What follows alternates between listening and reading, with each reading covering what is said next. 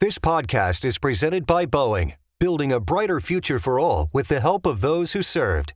With support for hundreds of military and veteran-specific programs, Boeing offers opportunities and resources for a career in aerospace. Veterans can use the skills gained during their service directly in their next mission, leading teams in aerospace innovation.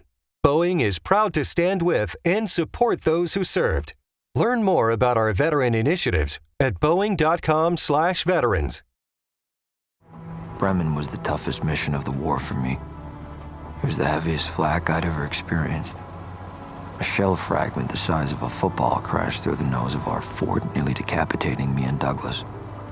Our left wing caught fire and we lost all electrical power. But somehow, F. Blakely got us back to England. I also saw Major Cleven's plane take a direct hit and go down.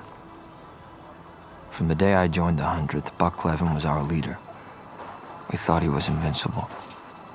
If Gail Cleven couldn't make it, who could?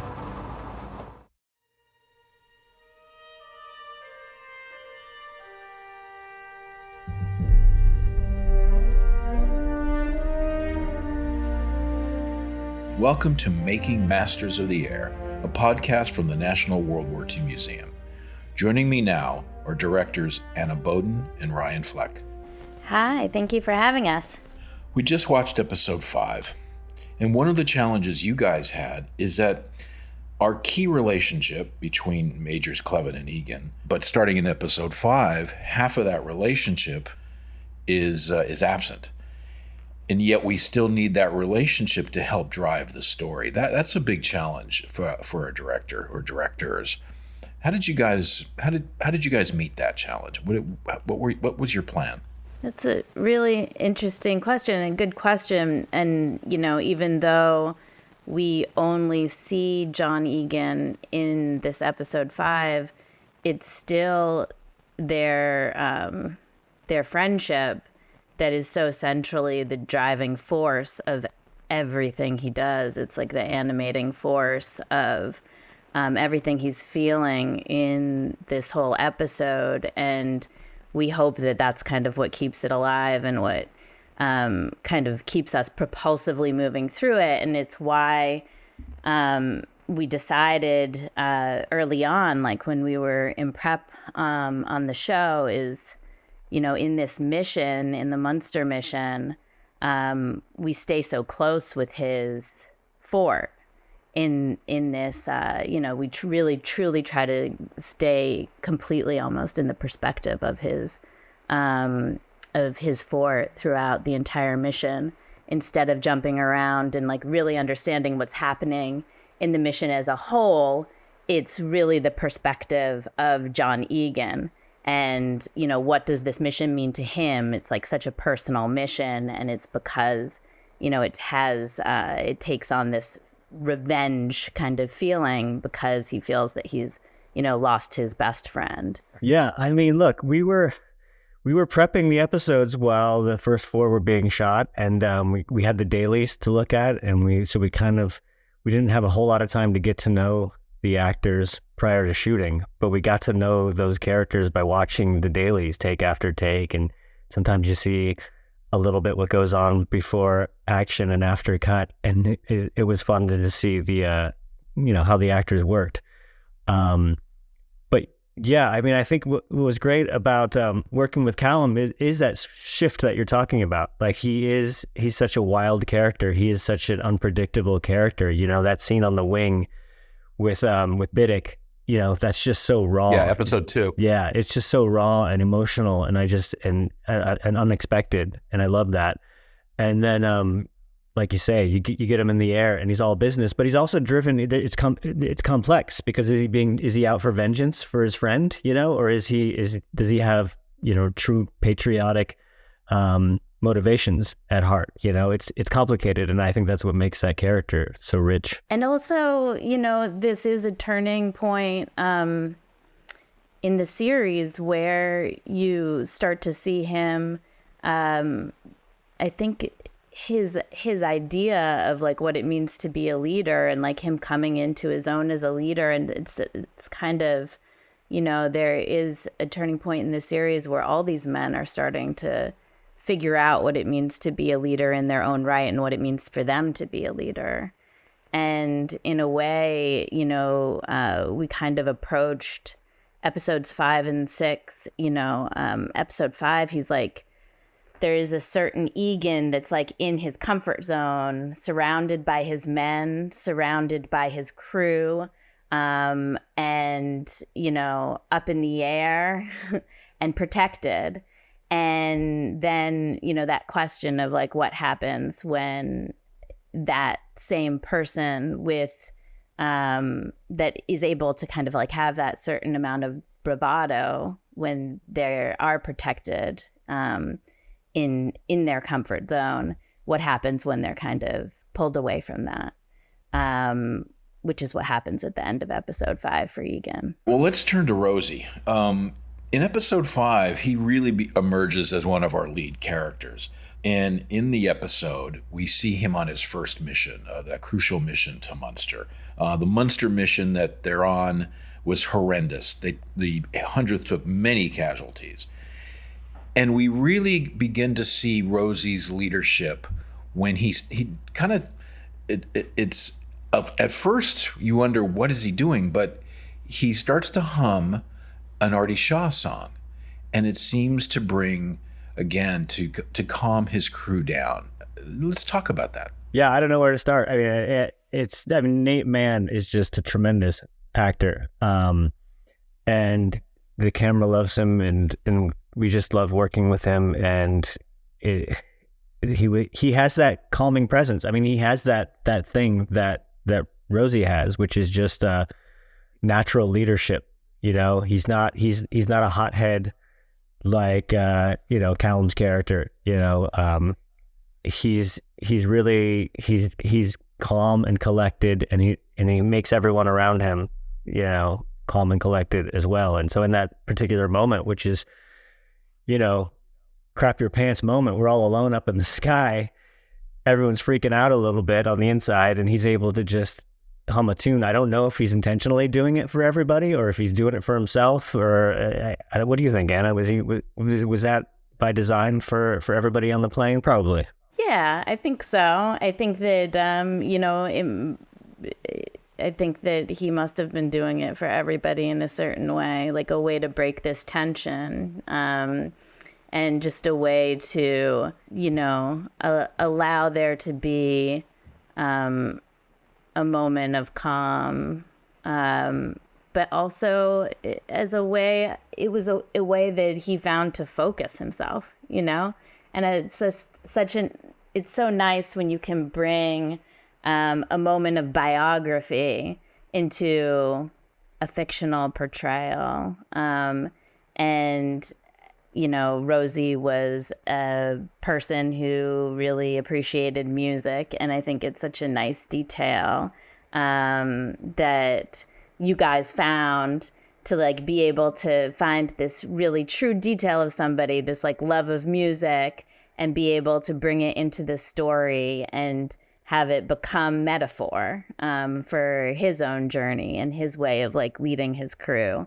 And so I just love that he's able to, use that moment to lead his crew, but also to find his focus. And like, it might be calming to some people. It might be, flummoxing to other people, and they kind of make fun of him for it later. But it's like a way of them all to kind of, be able to, have a moment, a shared smile, whatever it is, and come together, and it's like that family kind of vibe. For us, that whole sequence started, I think, even a little bit earlier with realizing, again, like with Egan's plane, once we go to Rosie's plane, staying with Rosie's plane and staying completely from that perspective, and just realizing that the haunting nature of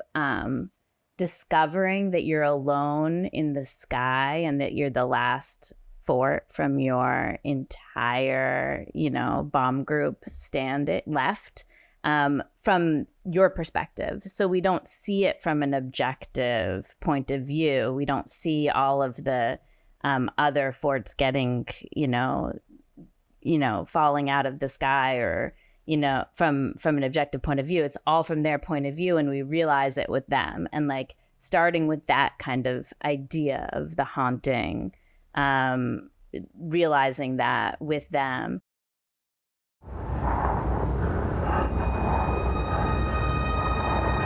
Where is everybody? Pilot to crew. Does anyone see any other ships from the hundreds?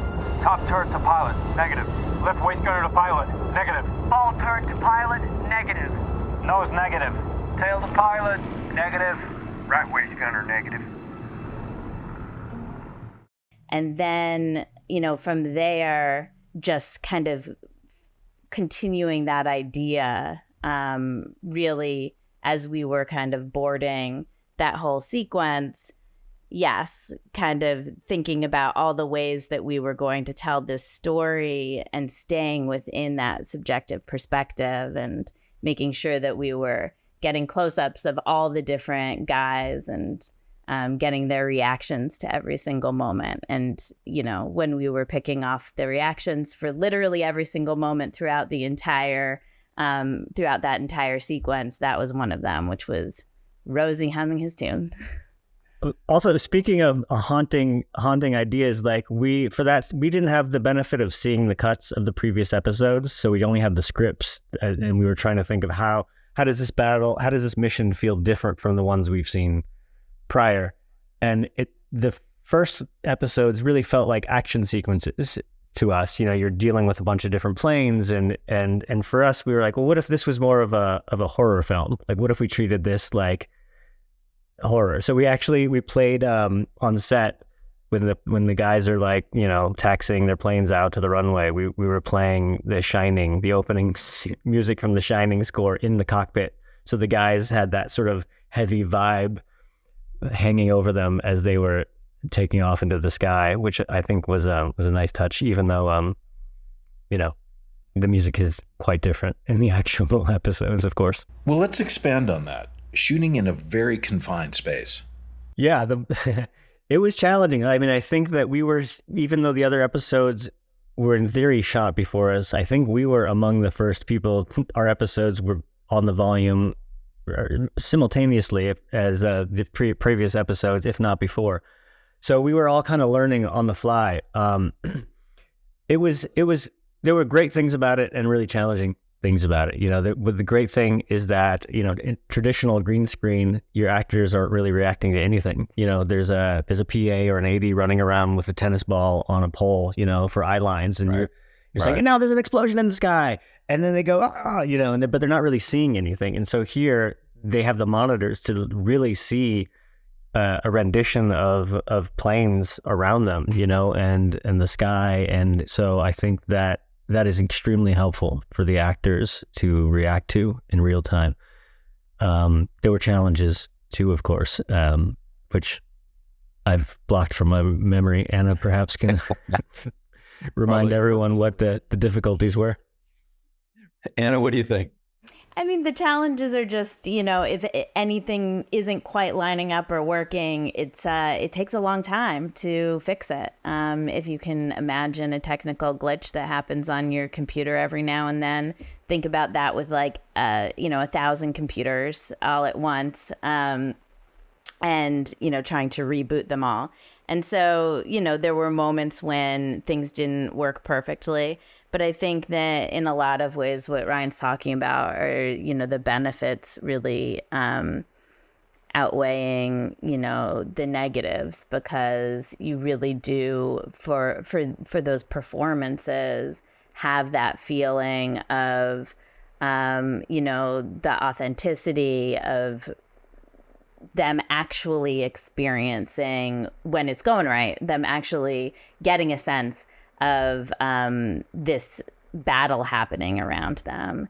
And I think that it was also very challenging to shoot inside these very small planes and trying to squeeze crew and cameras inside of them, But that also, I think, lends to some of that feeling of like the authenticity and the, kind of feeling very constricted and the claustrophobia of it. And I think that it helps it feel, I don't know. I feel it when I watch those episodes, and I'm rewatching them all with my partner, and who hasn't seen any of them yet. So I'm watching them as they're coming out too. And it's really fun. He's like so tense when we're watching them together at home. And it's so fun to see him watch those sequences for the first time, because he wasn't on set and I was. And so, to see somebody experience those things, and it feels so real and tense to him. And I think it's, it really speaks to, being in that situation and having some of those elements of the volume stage that really lend it authenticity. Well, I remember in prep, we got a tour of the sets, right, with the plane sets. And so we're walking through them, and we were just completely freaked out. We were like, oh my God, how are we going to shoot in here? How can you get a camera in here? They were built to scale, 1-to-1 scale. And we were like, what? They couldn't have just built it a little bit bigger so we can the planes weren't designed. They were designed to drop bombs. They weren't designed to have a camera crew in them.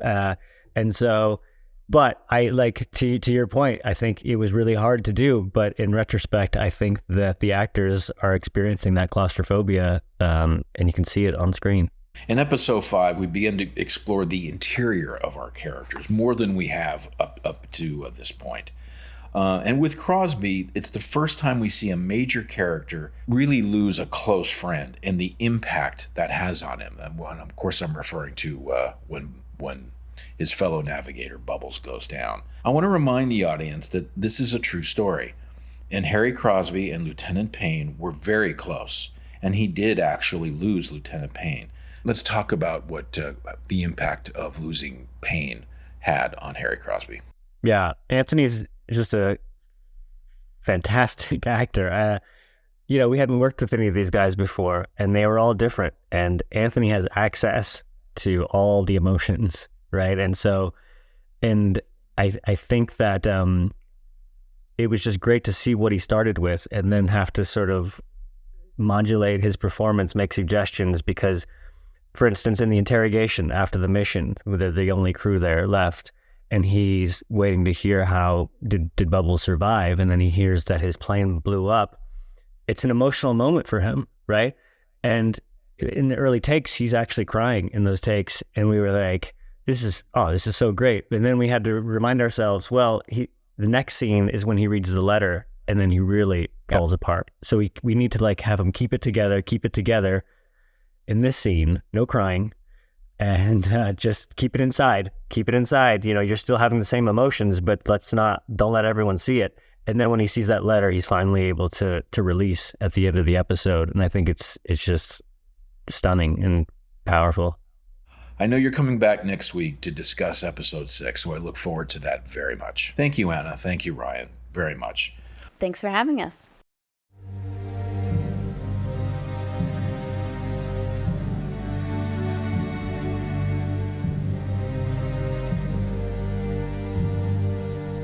Welcome back, my good friend Don Miller. Thank you very much. Big events once again in this week's episode. We saw Major Egan shot down on as you characterize, his vengeance mission to avenge his friend Gail Cleven.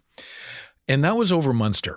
And the bombing of Münster signaled a strategic, maybe even a moral shift in the 8th Air Force's approach to the air war. Explain to us why and how. Well, they've been hammering submarine pens in the first year of the war along the Brittany coast, and bombs are made with reinforced concrete. Bombs are bouncing off them like ping pong balls. The casualties are high over Saint-Nazaire and places like that, Fleck City and all that. And now they've gone to another target, and that target just happens to be right in the center of cities. And the first raid is on a railroad yard in Münster, very close to the Münster Cathedral, which ironically, the director of the bishop of the museum is one of Hitler's fiercest critics. And Münster is known for its opposition to Adolf Hitler. And Hitler hated the town of Münster for that reason, because the Archbishop, I should say, is on him all the time. So the guys get the word about Münster, and I think the briefing does a good job in the film in explaining exactly what happens. They're going to go after the German transportation system, and particularly the rail system. And this is a railroad city. And they're going to do it, actually, by not hitting railroad yards centrally, but by hitting centrally workers' housing. There's neighborhoods around the rail yards, close to the marshalling yards, close to the passenger stations, that are filled with block housing, semi-detached homes, tower blocks, things like that, filled with railroad workers. And they're taking a cue here from Arthur Harris. This was always his idea to kill workers rather than machines. Remind us who Arthur Harris was. They're taking their cue from Bomber Harris, who's head of Bomber Command. The British bomber force. It's in this war a little bit earlier than we are, and bombing primarily at night. And Harris always argued that I'm out to kill not German industries. I'm out to kill Germans. The 8th Air Force succumbs to this for this particular mission. They think these railroad workers are indispensable and almost irreplaceable, and in some of the skill shops where they manufacture. It's not just a rail city, it's a place where they manufacture locomotives and things like that. And the bombing takes place very, very close. They're told that their aiming point, they go to a place called the initial point first, where the bombers gather together in their combat boxes and then begin to go over the target and go into the flak field and then do their bombing. And they're told to aim for the steeple of the Münster Cathedral. And when that happens, and we have testimony from guys, it's not in official records, but it's testimony from guys who were in the briefing room that day. They said that there was an uproar. And guys are, rarely would a guy stand up and speak at the top of his voice. This is murder, cold-blooded murder. There are families in these homes. We have families at home. These are all young guys, maybe just had children and things like that. And do they deserve it? And Egan goes right back at him on this, and he gets up and gives a fiery speech that they're all part of it. There's no difference between the housewife, and the railroad worker. And they don't talk about crossing a moral divide. They just talk about killing. And with him, it's revenge. And the others kind of bought into the idea that, maybe we should be hitting these workers. Maybe it will shorten the war. You saw how close that cathedral is to the MPI. We're hitting it right when everyone's coming out of Mass. And? There'll be a lot of people in that cathedral. Or in their houses. And not just railroad workers either. They're all part of it. We've never had a target this close to the city center Jesus before. Christ, Crank. It's a war. Here to drop bombs. On women and kids? Well, this won't end till we hit them where it hurts. Better now before every fucking guy we've ever shared a bunk with is either dead or MIA. So the 8th Air Force runs the mission. It's a tremendously violent air mission, and the bombing's pretty successful, actually, despite all the air opposition. And interestingly, the Air Force pulled away from that for a time. There wasn't a lot of uproar. Later in the war, there will be in the press after some too candid interviews with some Air Force intelligence officers that admit that we're kind of doing this sort of thing as we started to do later in the war. But at this point, there's none of that. But the air chiefs decide that we're not going to do it again for a long time, and they didn't do it again for a long time. Well, there's another. So it's not a permanent divide in a sense, but it is crossing, as you say, a moral threshold. Well, and it's also, let's talk about the compression of time here. Yeah. Because what we watched in episode 4, which was the bombing of Bremen and where we lost Major Cleven, the raid against Münster was just, I think, 2 days later. Yeah, it was. And there was a mission in between. So, and as we show, these are we're getting hammered, as you say. We're losing the air war, and I think panic enters this decision. And this is all within. We have to show results. We have to show results. And for the Air Force, it's very survival. And the Air Force constantly throughout the war is thinking about its legacy and thinking about the fact that it wants to be, desperately desires to be, an independent force.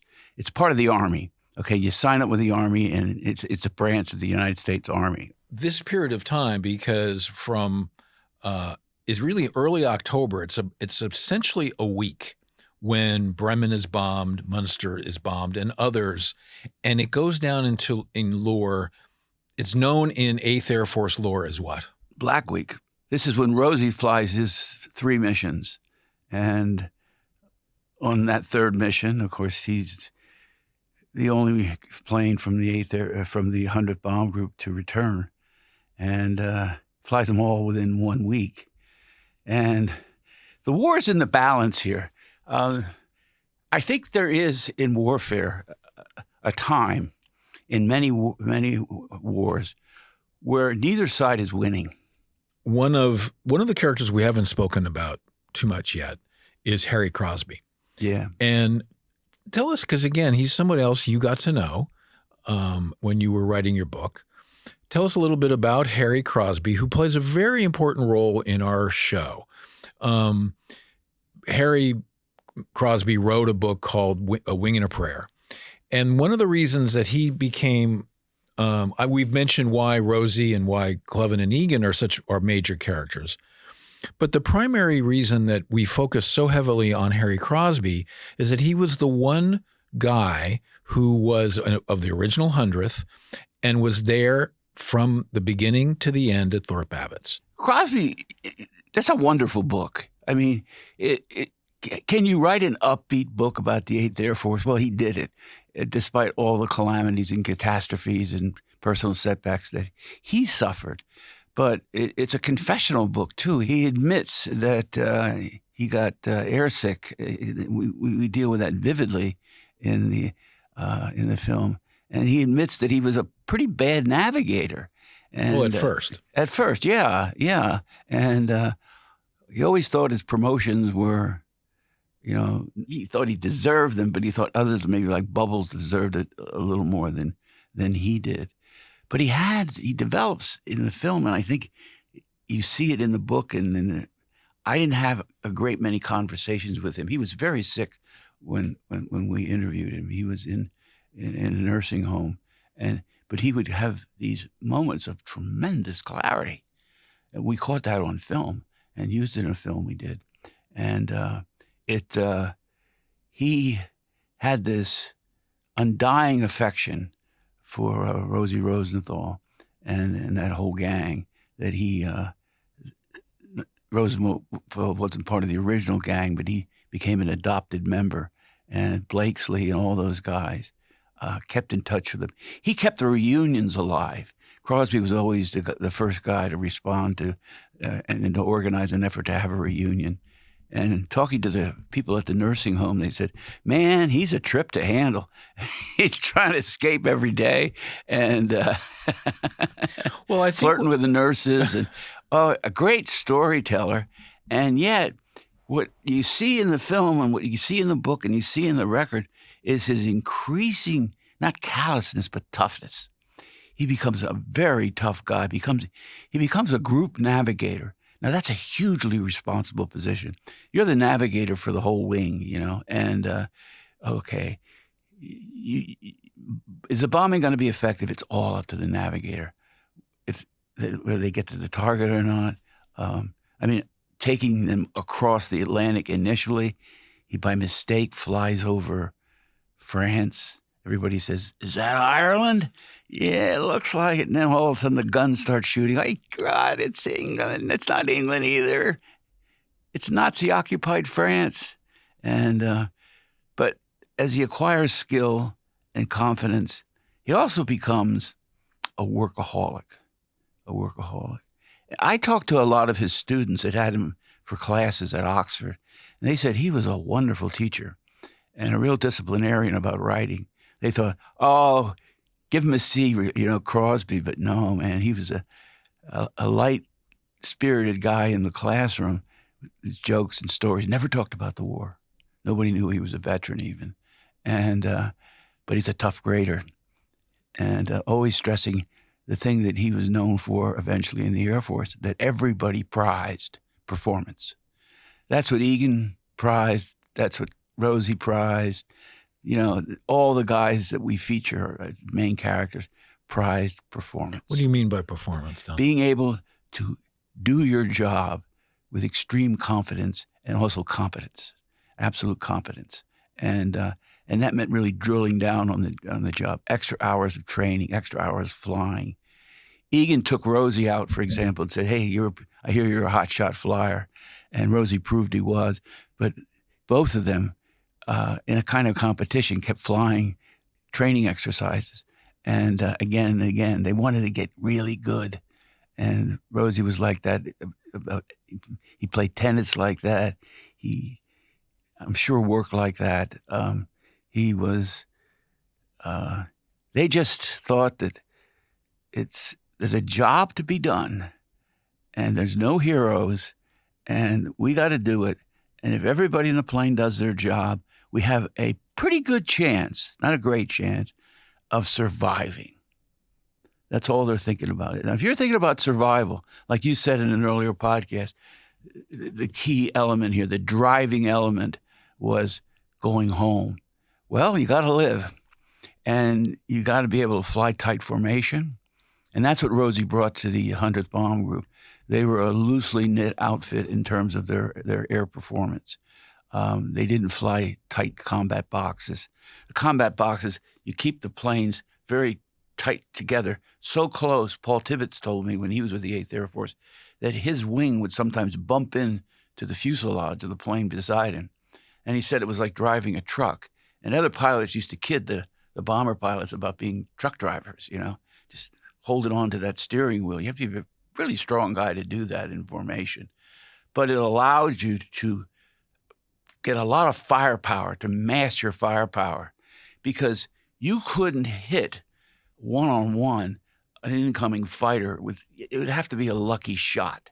So what you did is you hosed the air with bullets, and everybody would try to congeal and hit a certain area if they could. They practiced this and have the German pilots fly into that, just as the Germans hoped you flew into the flak, because flak wasn't accurate either.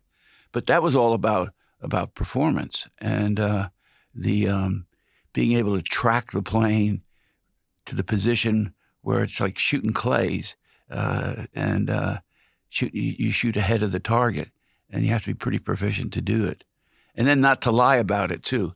And he was known, a lot of those guys, all of them were known for their fidelity and for their lack of exaggeration and things like that. And what do you mean by lie about it, and to who? Well, it wasn't quite like, sometimes it was lying, but you go into the briefing room and they ask, how many bogeys did you get? Let me stop you there. You mean in the interrogation room? You go to the interrogation room, and each crew would sit at a table, and they'd have an operations officer there, and he'd question you about the mission.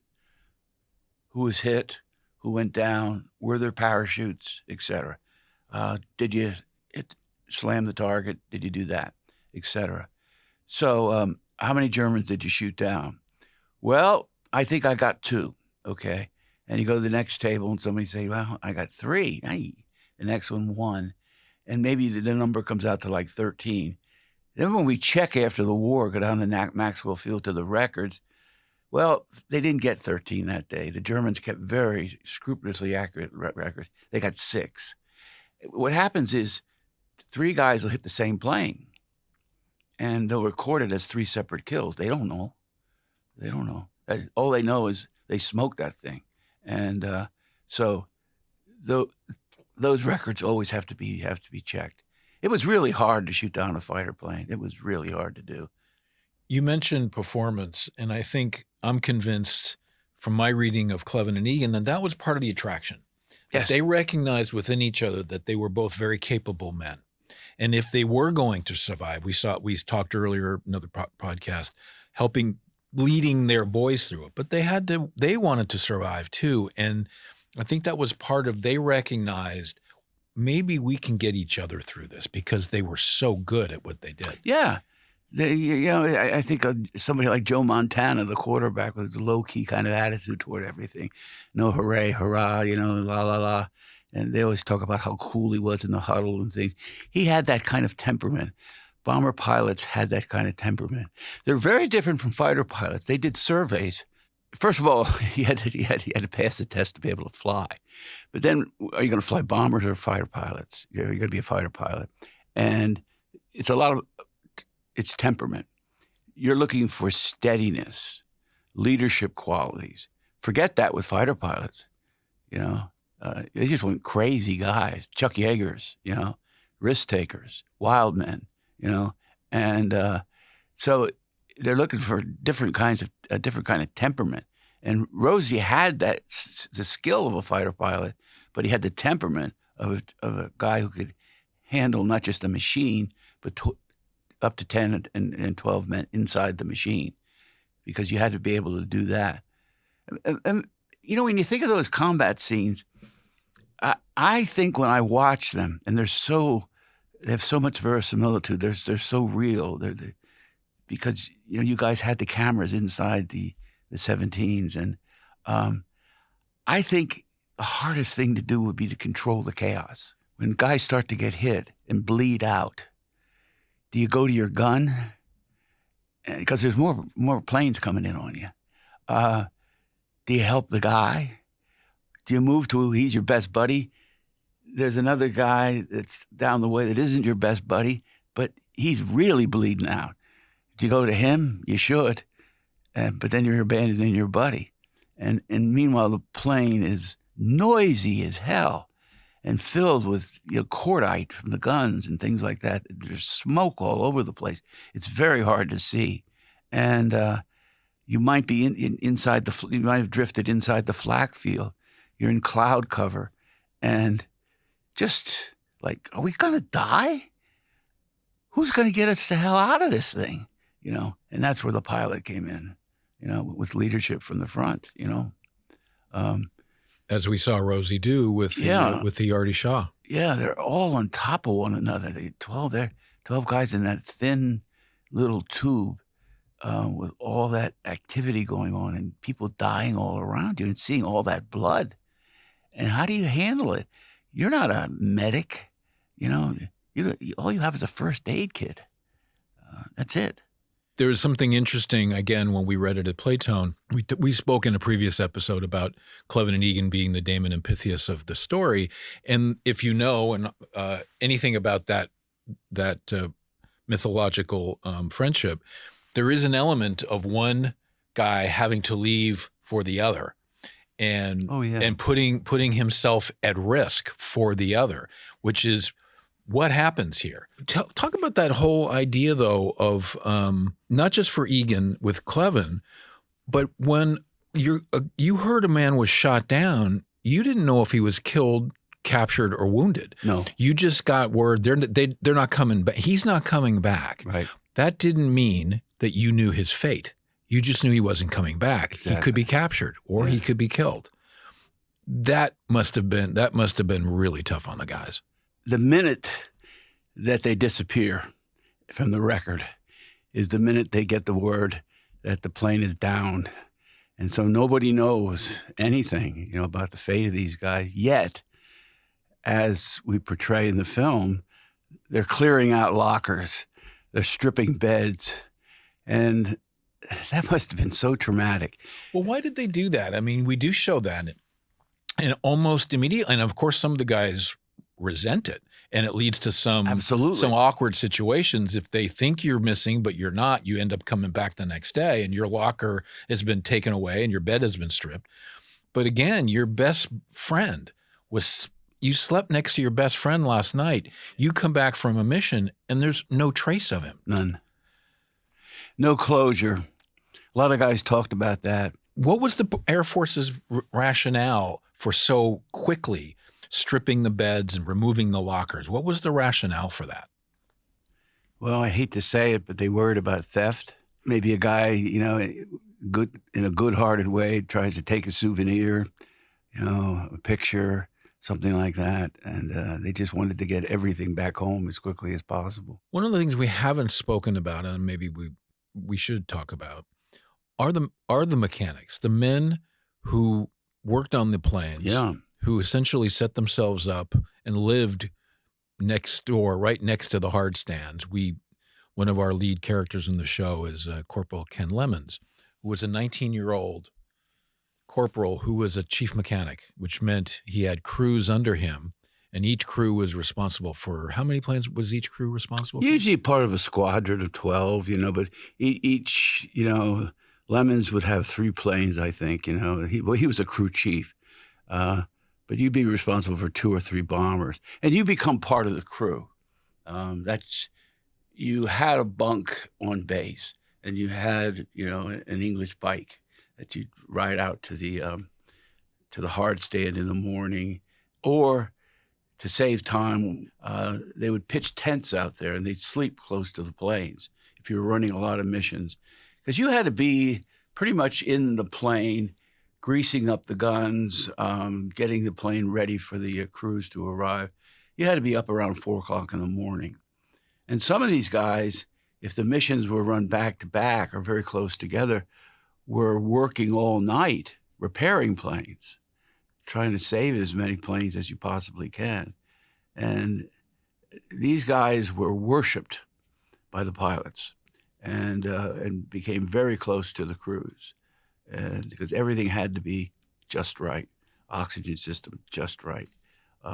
They wore electrical suits because of the extreme cold, and they were wired like the old-fashioned Christmas trees I grew up with as a kid, where one bulb went out and the whole thing shorted out on you.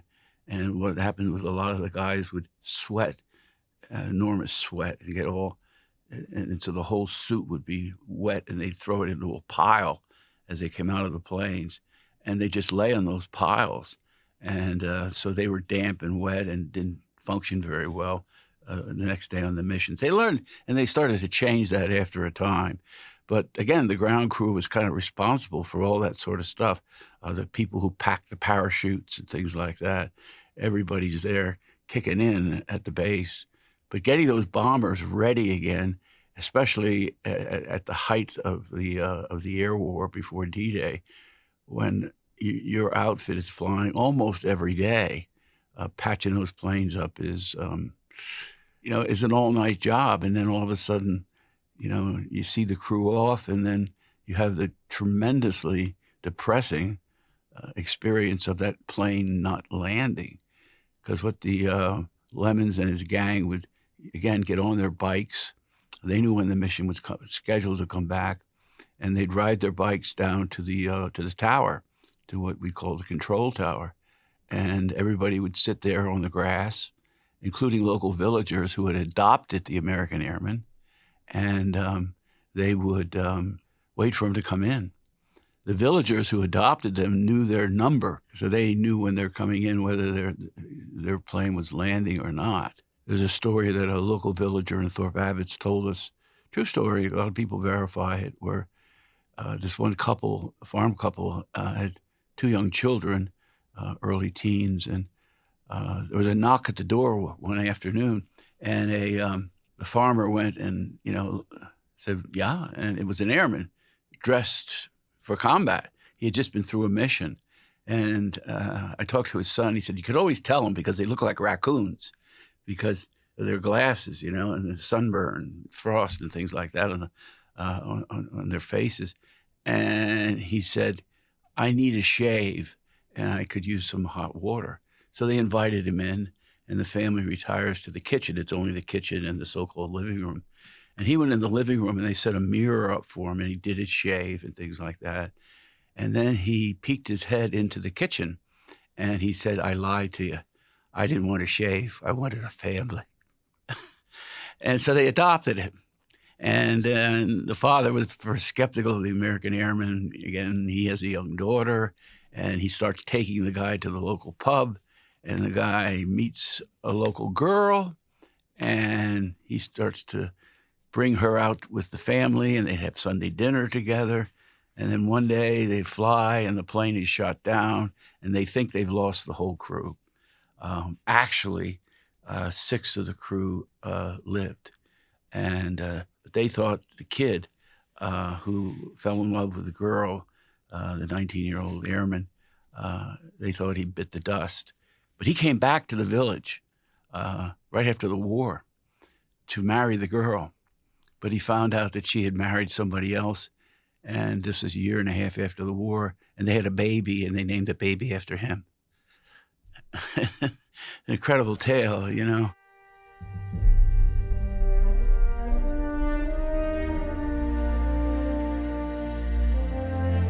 In the next podcast, we talk to Anthony Boyle on his portrayal of Major Harry Crosby. They'd asked me to read for one of the different roles in the show. And once they'd sent me the script and I had read Harry throwing up in episode 1, I went, I want to play that guy. And they're like, no, we want you to do someone else. And I said, please let me go on tape for Harry Crosby. Like, I'm obsessed with this guy. He just seemed like the most unlikely guy to be there.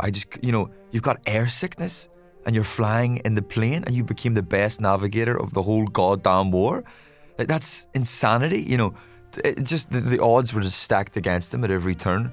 And that, for me, is a true hero's journey. It's Greek in a way, he starts off at just the very bottom, the lowest of the low. He feels like a loser, he doesn't feel up to it.